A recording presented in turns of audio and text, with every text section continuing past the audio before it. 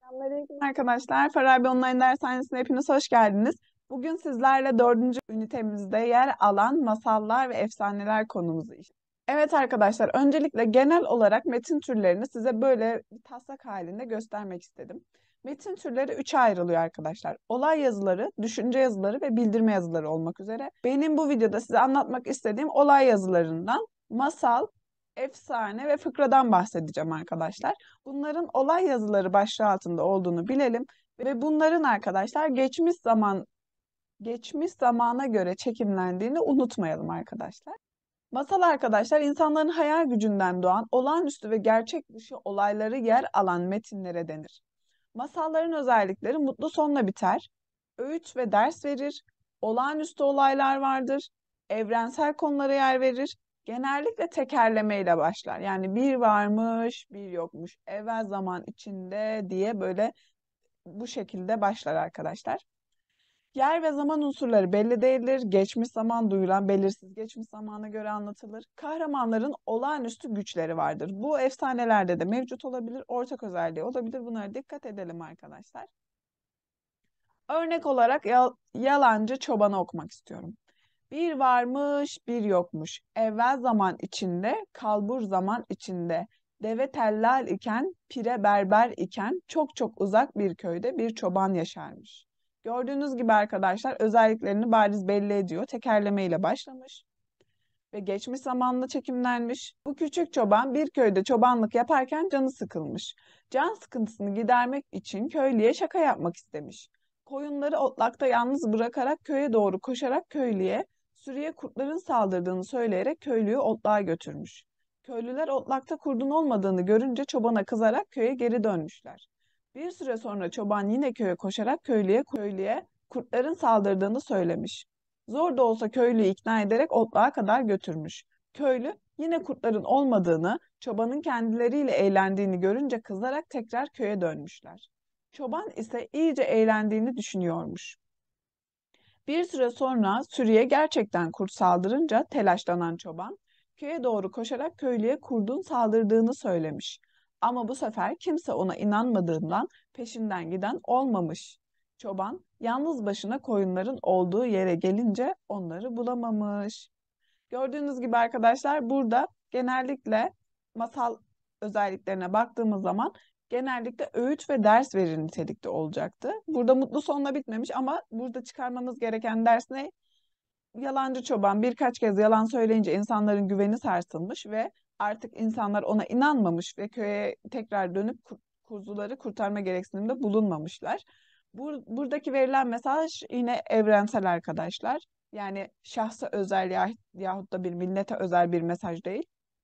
Yalancılığın kötü bir şey olduğunu, hani birkaç kez tekrar edince insanların güvenini sarstığını ifade etmiş bu masalımızda. Evet arkadaşlar burada örnekler verilmiş. Bu örnekler eşleştirmemiz istenmiş. Kırmızı başlıklı kız. Kızcağız yaşlı babaannesini ziyarete gitmiş ve orada kocaman bir kurtla karşılaşmış. Kırmızı başlıklı kıza aittir. Cadının kıpkırmızı ve kocaman sihirli elmasını yemiş sonra derin bir uykuya dalmış. Bu Pamuk Prenses'in hikayesidir. Kocaman bir balığın karnından sihirli bir tas bulmuş. Bu Keloğlan'a ait.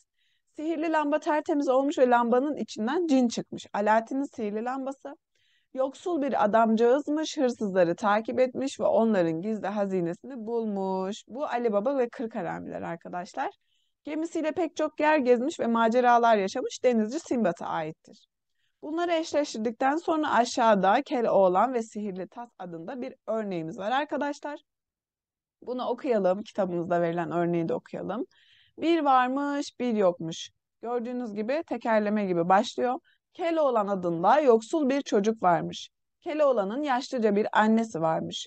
Bir gün Keloğlan annesinden izin almış ve balık tutmaya gitmiş. Öğle vakti koskocaman bir balık tutmuş. Bu çok güzel bir balıkmış. Keloğlan balığı temizlemiş ve bu sırada balığın karnında bir tas görmüş. Keloğlan tasa su doldurmuş ve balığı yıkamak istemiş. Suyu balığın üzerine dökmüş fakat tastan su değil sapsarı altınlar akmış. Keloğlan bu işe şaşırmış. Bu tas galiba sihirli. Hemen anacığıma haber vereyim demiş ve eve koşmuş. Tası annesine göstermiş. Sonra tasa defalarca su doldurmuş ve bu suyu boşaltmış. Böylece çok fazla altını olmuş.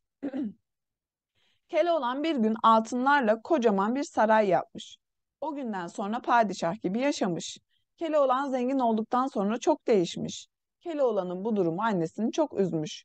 Annesi oğluna çok nasihat etmiş fakat Keloğlan annesinin sözünü dinlememiş. Keloğlan bir gün daha çok altın için sihirli tasıyla ırmağın kenarına gitmiş. Irmaktan defalarca su almış ve çok fazla altın olmuş.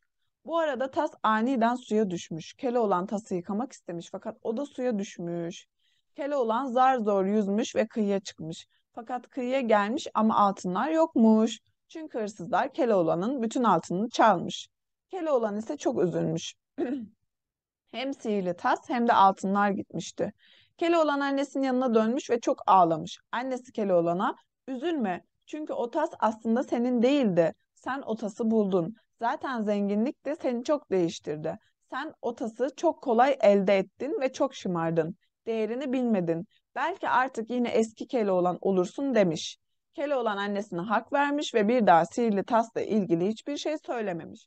Gördüğünüz gibi arkadaşlar masal örneklerimizden genellikle öğüt ve ders verici bir anlam çıkarılıyordu. Gördüğünüz gibi burada da çok kolay elde edilen şeylerin kıymetinin bilinmediğini, kolay elde edilen varlığın insanları bir anda değiştirdiğini anlatmak istemiş. Bu da evrensel bir mesajdır arkadaşlar. Kişiye özel yahut da bir millete özel değil. Özelliklerimizde, masal özelliklerimizde olduğu gibi evrensel mesaj niteliği taşıyor. Dil bilgisi konumuz ve daha sonra efsaneler kısmına geçiyoruz arkadaşlar. Efsane yani diğer ismiyle söylence. Eski çağlardan beri söylene gelen olağanüstü varlıkları, olayları konu edilen hayali hikayelere efsane ismi verilir arkadaşlar. Efsanenin özellikleri dini ve tarihi izler taşımaktadır. Kişi ve mekanlara kutsallık yüklenir. Anlatıcısı belli olmadığı için anonimdir. Doğaüstü olaylar, olağanüstü kahramanlar yer alır. Toplumların yaşam biçimi ve inanışları hakkında bilgi verir. Buna bir örnek verecek olursak Kız Kulesi efsanesi. Kız Kulesi efsanesi. Bizans imparatorunun bir kızı olur. İmparator buna çok sevinir ve kızının doğum gününü ülkesinde bayram ilan eder. Her yıl prensesin doğum günü bayramı görkemli bir şekilde kutlanılır. İmparator, bilginlerin kızının tahta hazırlaması için eğitilmesini ister. Fakat bilginlerin en yaşlısı imparatora kızının 18 yaşına kadar basmadan bir yılan tarafından sokularak öleceğini söyler. Bunun üzerine imparator, denizin ortasında küçük bir adacık üzerinde yer alan kuleyi onararak kızını buraya yerleştirir. Böylece yıllar geçer. İmparatorun kızı 18'ine basmak üzeredir. Ancak kuleye gönderilen üzüm şerbetinden çıkan bir yılan prensesin tenine süzülerek zehrini boşaltır. İmparator kızının ölümüne çok üzülür ve kaderden kaçılamayacağını anlar. Gördüğünüz gibi arkadaşlar Kız Kulesi, Galata Kulesi hakkında çeşitli efsaneler vardır. Bunu İstanbul'da yaşayan arkadaşlarımız da sıkça duyabilir. Burada da size efsaneleri anlattıktan sonra Kız Kulesi ile ilgili olan bir efsaneyi okumuş oldum.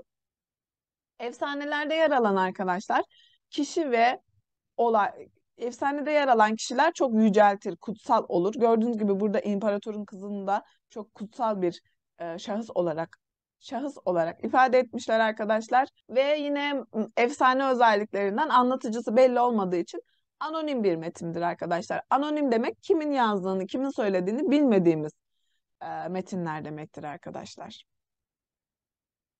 Efsaneleri slaytımızdan işledikten sonra arkadaşlar kitabımızda yer alan efsane örneğini sizlerle paylaşmak istiyorum. Gelin Kayası. Ava sahilinde insan şeklinde beyaz bir kaya vardır. Bu kayanın adı Gelin Kayası'dır. Efsaneye göre çok uzun yıllar önce Ava küçük bir balıkçı köyüymüş. Bu köyde 18 yaşında çok güzel bir kız varmış. Bu kızın balıkçı bir nişanlısı varmış. Genç kızın nişanlısı düğün sabahı balık tutmak için denize gitmiş. Aniden çok kötü bir fırtına çıkmış. Delikanlının teknesi fırtınada batmış ve delikanlı da denizde boğulmuş. Genç gelin kayalıkların üzerinde günlerce beklemiş fakat kimse gelmemiş.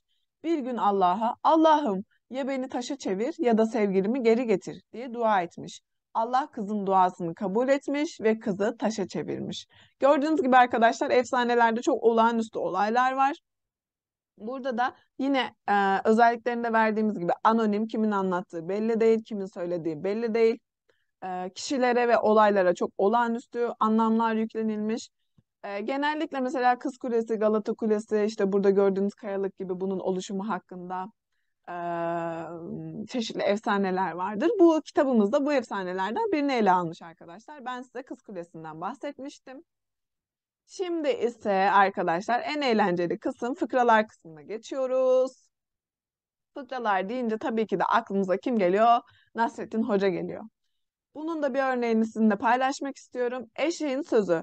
Bir gün Nasrettin Hoca'nın komşusu hocanın kapısını çalmış. Nasrettin Hoca merhaba komşu, nasılsın, iyi misin diye sormuş. Komşusu sağ ol hocam, iyiyim diye cevap vermiş.